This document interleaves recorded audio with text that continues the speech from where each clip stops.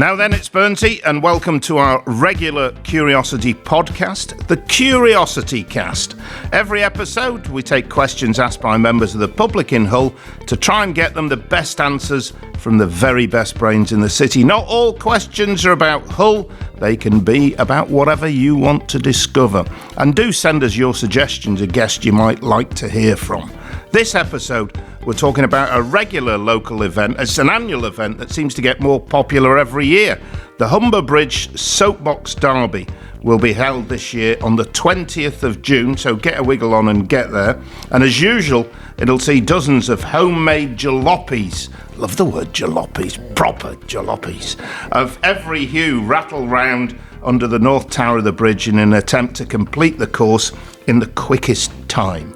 With us is one of the organisers, Phil Withers, who can tell us about why the event is so popular and how you can get involved. Phil, thanks for coming on the CuriosityCast. Good to see you. Good to see you, David. How long's it been going now? It started in 2012. We've only had a gap for COVID, and it's run every year since, so 14 years minus 2, 12. So it maths live on the CuriosityCast. Right, I know. So it obviously is doing all right. What's the secret of it? Do you know what? I think it's because we actually give people a free day out, because we don't charge anybody to come and watch. You get families turn up early in the morning with a picnic basket, and they pick the spot and they sit down and they stay there all day. And it's just a great old-fashioned family day out. Do they pick the spot where there's most likely to be crashes? Oh yeah, there's always everybody wants where the Hessel Hump is. There's a ramp called the Hessel Hump, and everybody wants to be right there. Right. So when's it happening? It's happening Sunday the 20th. Yeah. What sort of time? So members of the public should be there for 10 o'clock in the morning, because that's when the first race starts, and it runs throughout the day. Gap for lunchtime. There's lots of food vendors, etc. So you can get what you want, fish and chips, whatever, and it runs until 3 o'clock in the afternoon. And it won't. But if it rains, does it carry on? Oh yeah, we carry on running. Yeah. What, do they put wet tyres on and all that? No, they don't put wet tyres on, Dave. I thought I was working with producer Dave. I suddenly realised it won't rain. I'm working with Wincy Willis. He'll never win a Wincy Willis lookalike competition. I've shown the age there. I'm sure there's more modern and relevant weather people. So give us an idea of the scale. How many people come to watch, for instance? Well, on average, you'd be amazed at this. We get about 5,000 people come to watch, which, for a small local event, is quite a lot of people. And as I said, the majority are families, but we do get a lot of older people coming along, because it reminiscence for them of the old bogies. I don't know if you lads had bogies. Well, I was going to ask, is it not an American thing, Soapbox Derby? Well, the name is, but the actual vehicle, I mean, I had one. I was given one by my uncle when I was about 8, and it was called the Wasp, but it wasn't black and amber, it was red. So why it was called the Wasp, I don't know, but it had 2 big pram wheels at the back and 2 little ones at the front and a bit of rope. And we go down underpasses and all sorts of stuff at about 40 miles an hour, no brakes. Right. So has this come from your fertile imagination originally then? Well, originally, I was a councillor in 2012 at Hessel Town Council, and the Queen's Jubilee was coming, and it was a 3-day bank holiday, and we said, how can we sort of provide a good 3 days of entertainment for the people of Hessel? So we created 3 events. One of them was the Soapbox Derby, which even now takes a year to organise. Also, we did the flotilla on the Humber, and we also did Hessel Feast, and they're all one day after another. Yeah. So you can imagine at the end of that, I was absolutely jigged. But we carry on doing the Soapbox Derby because it was such a success. Hessel Feast still going as well? Oh, yeah, it is. Yeah. It is going. It's a good event. So 5,000 people come to watch. How many people participate? Well, it varies. I mean, the most we've ever had was about 38 carts. But this year we've got 20. The reason being is that people are realising that it's more technical than they originally thought. So we used to get a lot of dads and lads turn up, but they'd only get one run down the track before the wheels dropped off. Well, at least they've done it, yes. So basically now we get a lot of tech colleges and engineering companies and big firms who have got apprentices sort of coming, so you get more quality runs now, and the invention is far more appealing. I mean, so you're saying that dads and lads might as well not bother? No, I'm not saying that. That's what it sounds like. Is what you're saying? No, I'm not saying that. Dads and lads can enter, but I just want them to be prepared that they're going to get absolutely hammered. They're going to get hammered. It's the taking part, and it will entertain the people on the Hessel Hump, and it's the chance of death, of course, which is obviously. Well, we don't want any death. No. But how fast do they get? So the first time we did this, we got a police speed camera and we did a test, and without any real effort, we were doing 30 miles an hour down the Humber Bridge. Which is fast on a bit of wood, isn't it? Well, when you're 2 inches off the ground, it's really fast. It feels like double that speed. And how long's the course? The course is about half a mile, to be honest, from the top of the toll bar booth into the car park. And it's twisty-turny, isn't it? Yeah, it is. On the footpath and all that. Yeah. So I'm trying to envision it. Or envisage it, one of the two. Well, I'm trying to see in my mind what's going on. Yes. For those who are a bit thick as mince like me, struggling with the English language. So, which side of the bridge is it? So it's on the north bank. Yeah. And if you imagine when you go through the toll booths that were there, that was called Toll Booth Plaza.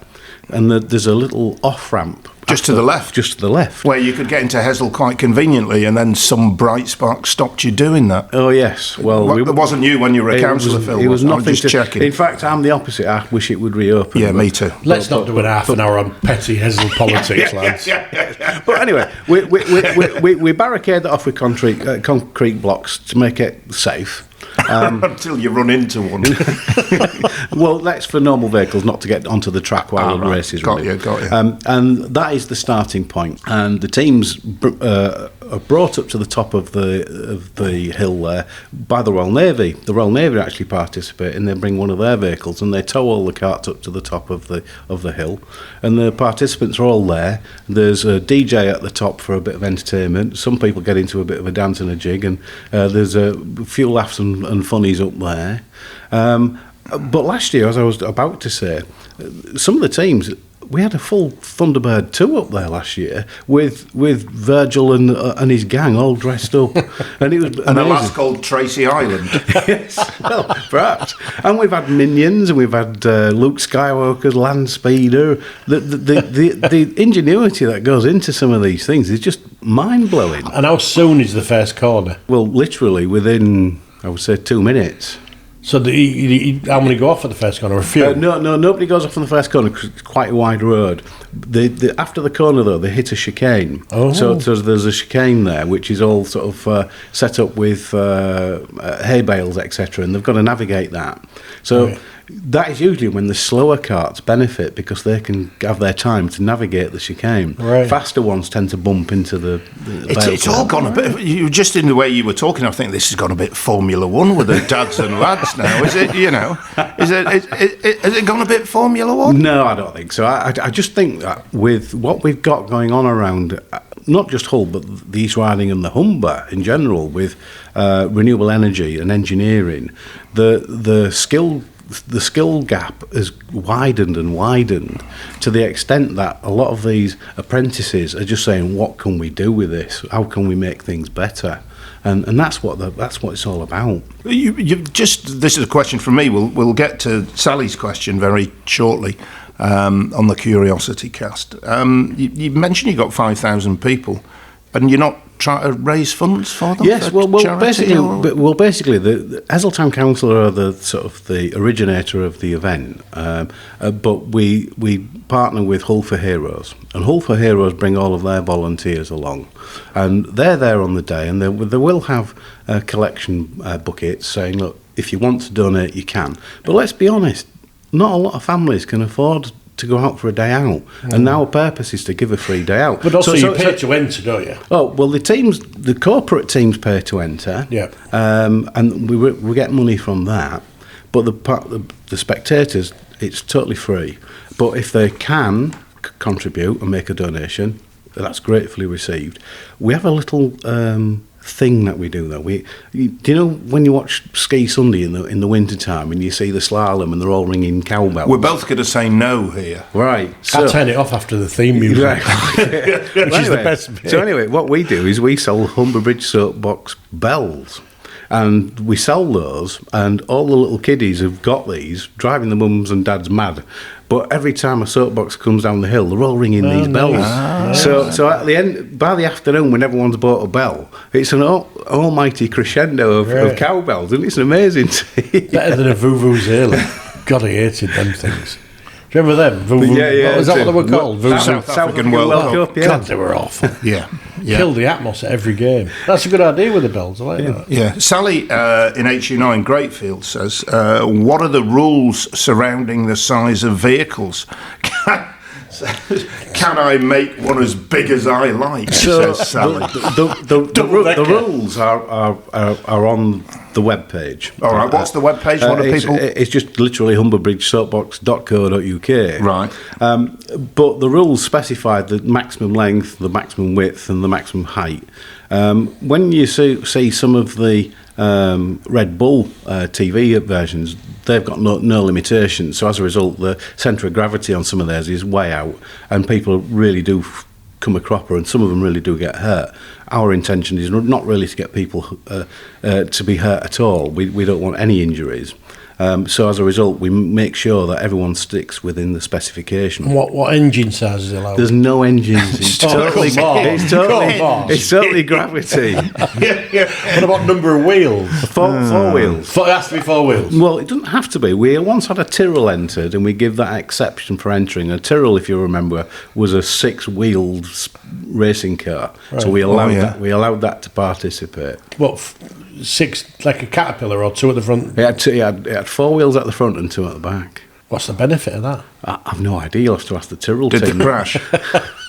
No, they didn't actually, but it wasn't very manoeuvrable with having these small 4 wheels. That's what I'm wondering is, the more wheels, surely the more contact with the ground, which would slow you down, wouldn't it? You want thin, fast wheels. Well, that's why some of the really technical karts that come, are really thin, really high pressure wheels. So as a result, they go down really fast. But you can imagine the surface of the Humber Bridge tarmac isn't really flat. So by the time they come down, they're chewing the teeth, I think. Got buckled wheels within a minute, yeah. Do you have... I'm trying to envisage.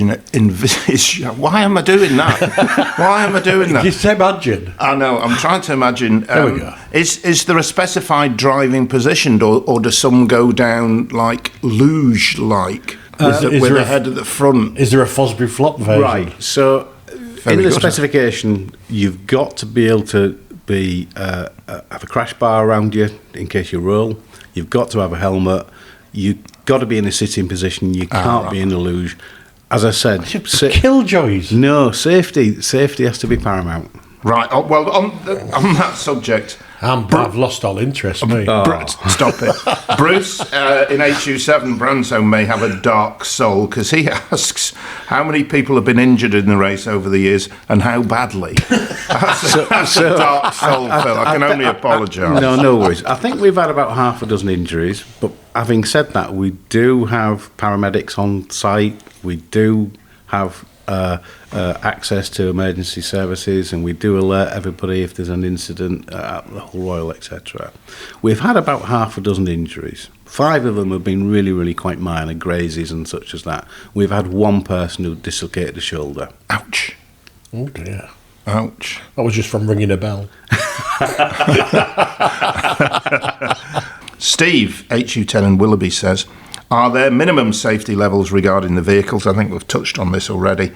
Do they have to pass an inspection before racing? Are you out there with your measuring stick or whatever? What do you call them, where you pull out the metal bit? Tape measure. Tape measure. Good God.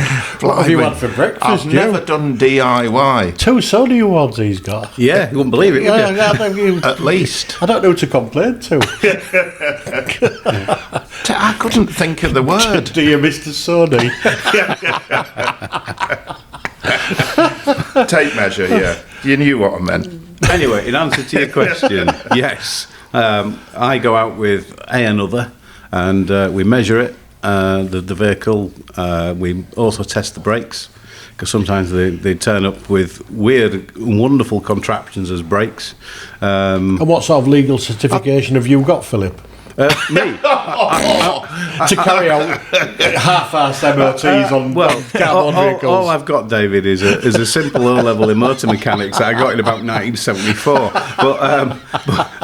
But you just use common sense on this thing. You mentioned brakes there. Do you have to have brakes? Yeah, so some of the brakes that we get are disc brakes. Some people use drum brakes. And some people, when they're using a cart that's been made from an old bicycle, we use the traditional caliper brake that you see on a bicycle. Like a block of wood tied to your foot? No, we don't have blocks of wood tied to your foot. Not quite Flintstones yet. Or the anthill mob. What was the other one, the thingy? Bugsy Malone. What was it? Yeah, that's what you should do, is let people fire custard pies at them as they go down the hill. That'd be brilliant. Yeah, not really. You're tending to more danger. That's what I want. I did suggest when we were doing the prep meetings early in the year, I said, why don't we get a frame with fire extinguishers on it and blast them at people when they go through? But I got ruled out for that. Well, that's the best bit. That's always the best bit of I'm a Celebrity, isn't it? When they do the thing where they do that, but on wheels. The best bit of I'm a Celebrity is the closing credits. Going back to the race itself, how many runs do they do? You mentioned Dads and Lads had a tradition of not lasting the first run. Yeah, so during the course of the day, they'll get 5 runs. All right, that's good. And then what we do an aggregation to work out who's the fastest, and then we have a series of run-offs in the late afternoon to determine who is the winner. All right. Is there a course record? There is, but I can't remember it, David, sorry. Roughly, how long does it take? Roughly, it takes about a minute and 20 seconds to get down the hill. Right. And what do they win? Do they get a little trophy? Well, they get trophies, and sometimes we'll get sponsors who will offer gratuities to local restaurants and things like that. So. Oh, nice. Yeah. Oh, that's very Could good. you knock up a soapbox? I'm just thinking. I could just see you wanting. I did have one. No, neither Dave or myself would. I'd say I've got a vague memory of my dad knocking us one up when I was really little. Just think how fast you'd come down, David. Yeah. I can see you coming down in a Sainsbury's shopping trolley. Yeah, let's not lower the tone in Hessel. That's my manner. Waitrose. Yeah. Okay. As this from Sarah in Garden Village, HU8, to Curiosity. Has anyone ever entered a car made of actual soap boxes? No. Never. I was thinking about this the other day. Why is it made of soap boxes? And then I accidentally bought some. We usually buy the podule things. The what? When you're washing your clothes, you buy a little what they call podule thing. Oh, you see, it's catching that lack of ability to describe what you want to describe. I accidentally bought a box of powder, and the boxes are really strong, aren't they? Yeah. They're really thick and heavy cards. I would imagine that's why it was soap boxes. Well, originally in the 1920s and 30s, soap used to be sold in fairly rigid wooden boxes. Yeah. And those were then repurposed for other means, and politicians started using them to stand on them in the middle of the town. Because they were so strong. But in America, the bogey was made up of soap boxes, and that's why the Americanization of the name has brought over. And the reason we called it the Soapbox Derby was to keep that convention so people understood what it was all about. So what do we call it here? Do we have a different name from it? Well, we call them bogies, don't we? Right, okay. So if we'd have called it the Humber Bridge Bogey Race, it'd have given a whole different image, wouldn't it? Yeah, it would have been. Some snotty kid would have won it. But anyway, I'm getting some great pictures in my head today. I don't know why. Maybe I've changed my breakfast cereal. I don't know what's going on. So what if they don't make them out of soapbox? What do they make them out of? All sorts? Well, we get them made out of all sorts. Some are even made from aviation aluminium to make them so light and strong. But we'll get some. That's showing off. Oh, Phil. It is. Somebody's been sneaking on British aerospace, haven't they, and lifting stuff. Yeah, well, no, you can't say I couldn't possibly comment on the origins of them. But we'll get some. Going back to the Lads and Dads, you'll get a couple of bicycles that have been welded together to make a 4-wheel contraption, and then they'll make a body on it and out of papier-mâché, and then they'll fiberglass it and design that into any shape or form that they've envisioned. There's a lot of effort goes into it. Oh yeah, a real lot of effort. Have you ever? How often do you have to knock somebody back and say that's just not racing? I had to do it last year because there was one was entered and literally the brakes just didn't work. Yeah, I could with one hand I could push it across the car park. And I said, "Are the brakes on?" He went, "Yeah, I'm pushing as hard as I can." So I couldn't let that one go down. Oh, you broke that fella's arm. Well, there we go. It's got to be done. As I said, He could have broken his nose if Phil hadn't stepped in. As I said to you, we don't want anybody to get hurt, and it would be remiss of me to let somebody go down in a vehicle that was obviously dangerous. We've got some dark people followers on the Curiosity Cast. Pete in Batterington. What are the chances of a spectator being hit? Blimey, where's that come from? Well, I don't know, but Do you ever get streakers? Are you volunteering? No, we've never had. Nobody's going to be jingling the bells for that. In relation to the audience, they're all behind barriers. Safety barriers. Yeah, and we have stewards along the track as well. So if anybody is inclined to sort of climb over, they get told fairly sharply, back off. Go back. And the cat couldn't go through the barriers, you know. Well, in front of the barriers, there are bales of hay, and when you consider that we're talking about a fairly lightweight contraption, you've taken all risk out of the event. No, there's loads of risk. Ruined everybody's loads fun. of risk. There's loads of fun. 5,000 people turn up to watch it. There's loads of fun. 4,000 leave. God, it's been going for years. Killjoy Withers. No. Do you get sort of regular people doing it every year? We've got a driven. Yeah, we get a team that come all the way from Wakefield School. I can't remember the school's name, but come all the way from Wakefield to participate, which is really brilliant that they come every year. Yeah. And do they get better every year? Or No.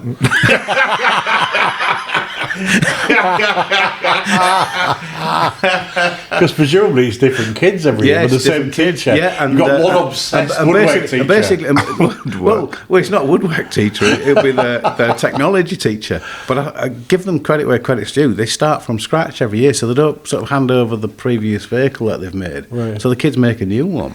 You think if they're really serious, they'd have a soapbox derby teacher just dedicated to that, wouldn't you? Never mind technology and woodwork. Have you seen the state of education and educational funding in this country? Are they taking it seriously? I've I've got to say, though, we do get quite a few schools participating year on year. Not every year, and you've got to give credit to those teachers because it's outside of the curriculum. So the teachers are doing it in their own time. The kids are doing it in their own time. So it's not done in school time.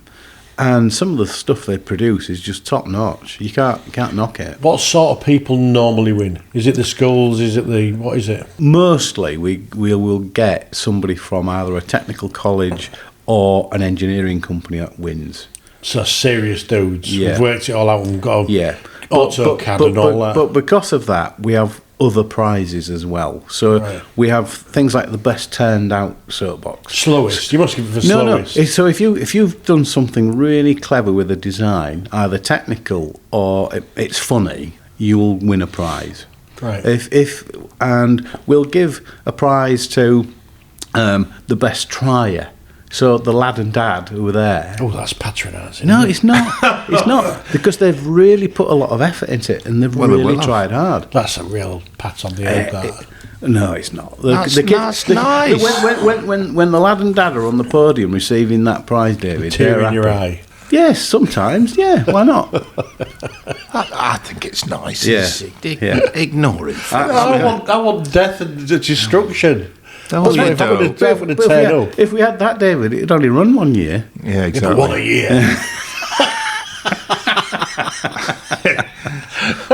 They go in a blaze of glory. It'd be brilliant. So is there a consistent winner? No. That's good. No. So it's very competitive. Yeah. So it's not like we've got a Schumacher wins every year. Yeah. I think really it does go down to the technical. So if someone sort of thought, next year I'll do so-and-so, I'll put some lightweight bars across there instead of those heavy bars, and the vehicle is then lighter. Or sometimes they can not put somebody my size in and put somebody lighter in, it goes faster. Does it? Rather than a bit of oomph from somebody's weight. Well, if your bearings are really good in your wheels and you've got a light driver, you will go faster than somebody with a heavy person in that car. Do you know what? We've not asked the basic question. How many people are actually in the car? Well, one. Oh, just one. So it's all right. So you can have one for ballast and one for steering, or something like that. No. All right. No. Just one. Yeah, but the team that surrounded, there's a team of 4 because they've all got to get up to the top of the hill and they've got to give the initial push. So the team get behind their car and give it a push. That must cause real arguments between the dad and lad teams. Who's going to drive? Well, the lad. Well, we do let them rotate. So if there's a team of 4 and there's 2 lads and 2 dads, we'll let the 2 lads sort of play. But there is a segregation of under 12s and over 12s. So if you've got some under 12 drivers, you know, they're in a different category to the older ones. Right. I've got some wonderful images of this event. Serious question from me: if people want to support it, I'm thinking corporately. Yeah. Find, you know, companies and what have you. Is there a way for them to get involved? Yeah, So you've got the adverts along the course and everything. Yeah, like that? there are adverts across the course. We've got a couple of sponsors. Big shout out to Sargent Electrical, who are a big employer in the region.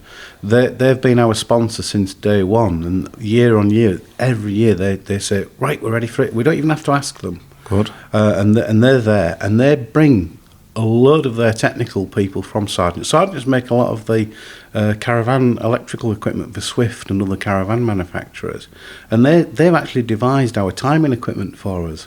So they're there with this radio equipment where there's a beam. When the car goes through, it knocks this beam, the timer starts, and they're all monitoring it down at the bottom.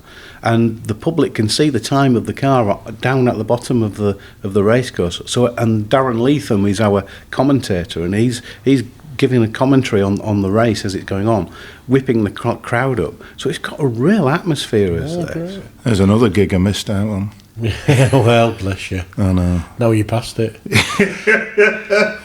Reminders of the website if people want to find out more about it. So it's humberbridgesoapboxderby.co.uk. Okay, and check for all the details and remind us when it's happening and what time. It's on Saturday, the 20th of June. First race 10 a.m.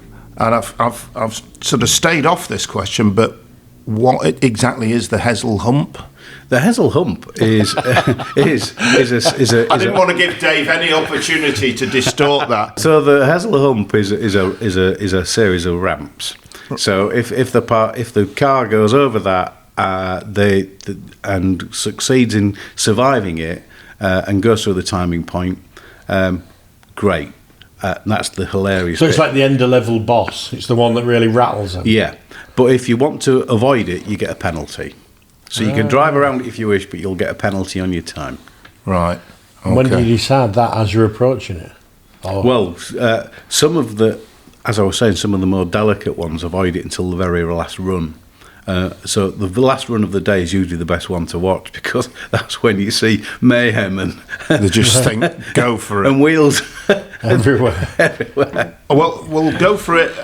We're going to have to go for it. And thank Phil for his time. It's been really enjoyable. It's been excellent, really good. We wish you all the best with it. 5,000 people turning up. It doesn't cost you anything in Hessel. Go and support it. It's happening on the 20th of June, Saturday. June the 20th. Thanks to Phil Withers from the Humber Bridge Soapbox Derby for joining us on this edition of the CuriosityCast. Please remember to keep in touch with us via curiosityhull.co.uk or follow and friend us on the socials where we're Curiosity Hull on all the main feeds. We'll be back very soon with more quality answers to whatever question you'd like to ask.